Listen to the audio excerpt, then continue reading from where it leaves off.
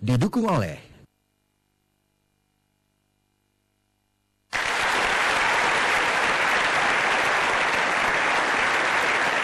dia cuma tamatan SMA, tetapi dia merupakan General Manager Hard Rock Cafe kedua termuda di dunia.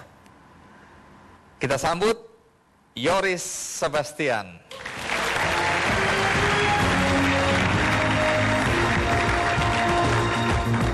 Oke, Bung Yoris, terima kasih banyak ya sudah mau hadir ya. Jadi waktu Anda menjadi GM di Hard Rock Cafe Indonesia di Jakarta, umur Anda berapa sih? 26. 26.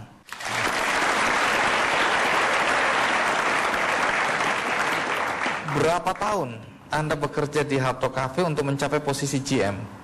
Sekitar 7-8 tahun. 7-8 tahun ya Anda capai itu.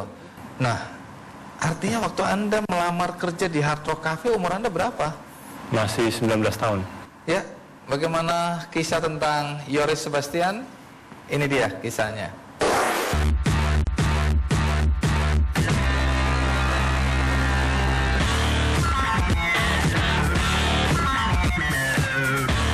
dari dunia entertainment, ada Yoris Sebastian. Di usia 19 tahun, Yoris terpaksa meninggalkan bangku kuliahnya karena kesibukannya bekerja di Hard Rock Cafe dengan karir awal sebagai asisten Mutia Kasim. 7 tahun bekerja, di usia 26 tahun, Yoris menjadi General Manager termuda Hard Rock Cafe di kawasan Asia Pasifik dan GM termuda Hard Rock Cafe kedua di dunia.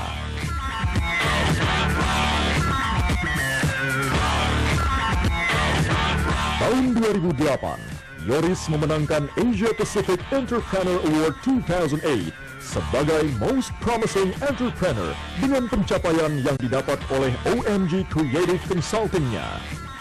Menjadi bensin buat saya itu semua adalah passion. Passion saya memang selalu itu adalah ngerjain sesuatu yang saya suka.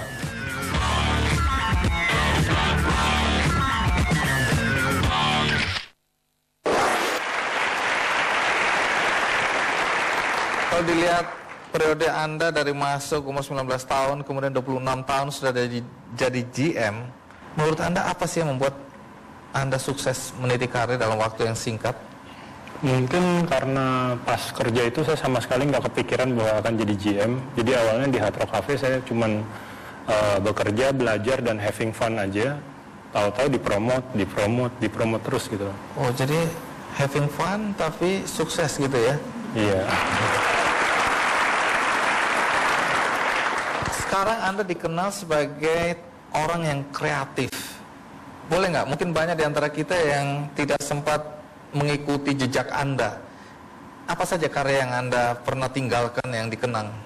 Dulu waktu di Hard Rock Cafe itu pertama kali jadi entertainment manager, saya bikin program namanya I Like Monday.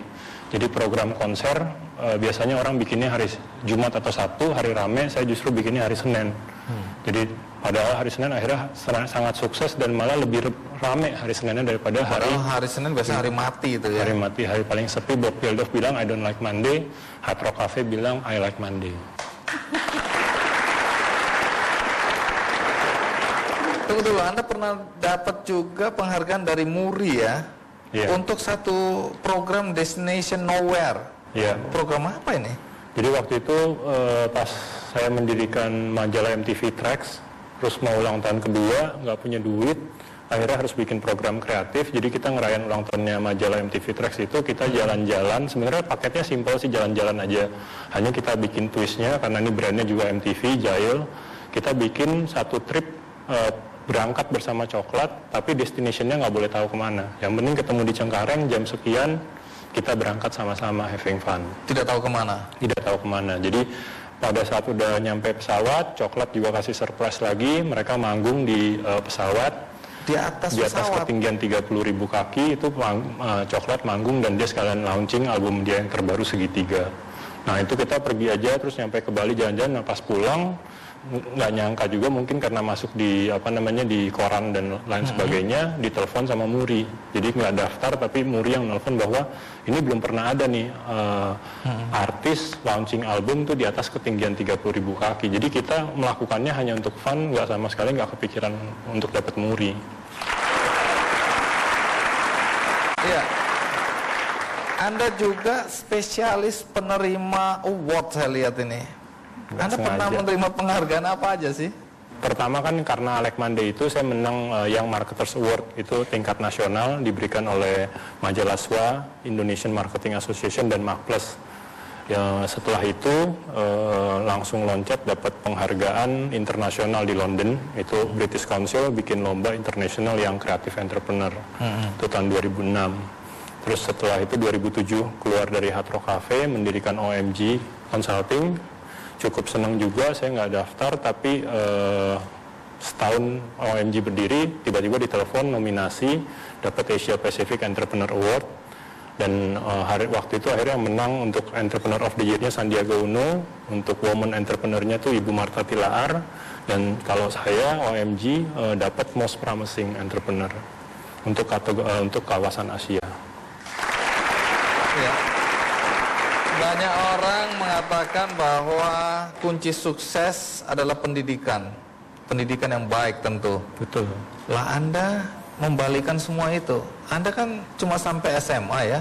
Sempat kuliah sebentar, tapi berhenti. Ya. Bagaimana Anda menjelaskan kepada kita semua bahwa anak SMA juga bisa sukses?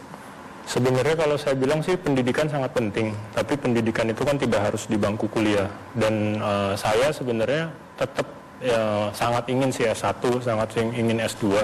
Hanya waktu itu pertimbangannya lebih karena karir saya di Hard Rock sedang bagus-bagusnya gitu ya, hampir 1 tahun, 1,5 tahun tuh dipromot.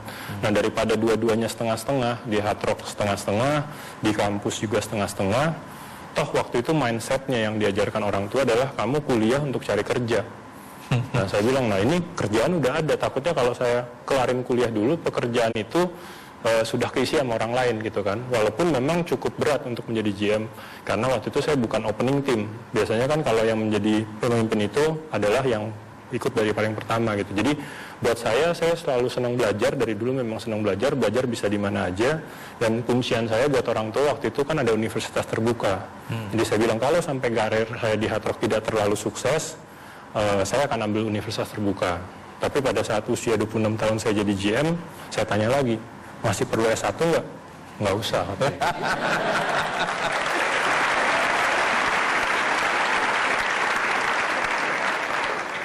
Kalau kita lihat, Anda kan sekarang punya banyak uang. Apa tidak ada keinginan untuk sekolah lagi? Dulu sempat sih waktu masih di Emera Group, sempat kepikiran mau ambil University of Chicago di Singapura. Itu mereka menawarkan S2 untuk manajer yang sudah 10 tahun lamanya kerja, itu menggantikan S1-nya. Sempat sih kepikiran mau ambil S2, tapi waktunya yang akhirnya susah. Oke, sekarang Anda mendirikan perusahaan namanya OMG. OMG Consulting. Apa itu artinya? Kepanjangannya apa? Oh my goodness. Oh my goodness. Oh my goodness. Ini nama aja udah nggak jelas juga ini. Jadi ini perusahaan berusaha di bidang apa ini? Kita adalah perusahaan konsultan yang memberikan ide-ide kreatif yang mengajak klien-klien kita untuk melakukan bisnis secara differently. Jadi mereka melakukan bisnisnya atau program marketingnya secara tidak wajar atau tidak biasa. Iya. Kita kenal dulu zamannya Presiden Amerika Ronald Reagan, Reaganomics. Wah, tapi Anda memperkenalkan satu istilah Happynomics. Apalagi nih? Happynomics itu adalah satu ekonomi yang berdasarkan happiness. Jadi buat saya dari dulu, kalau dilihat dulu saya kerja di majalah Hai waktu masih SMA gitu ya, terinspirasi oleh lupus. Terus saya jadi jadi karyawan di Hard Rock Cafe. Sekarang bikin konsultan, semuanya itu adalah sesuatu yang membuat saya happy, tapi tetap ada nilai ekonominya.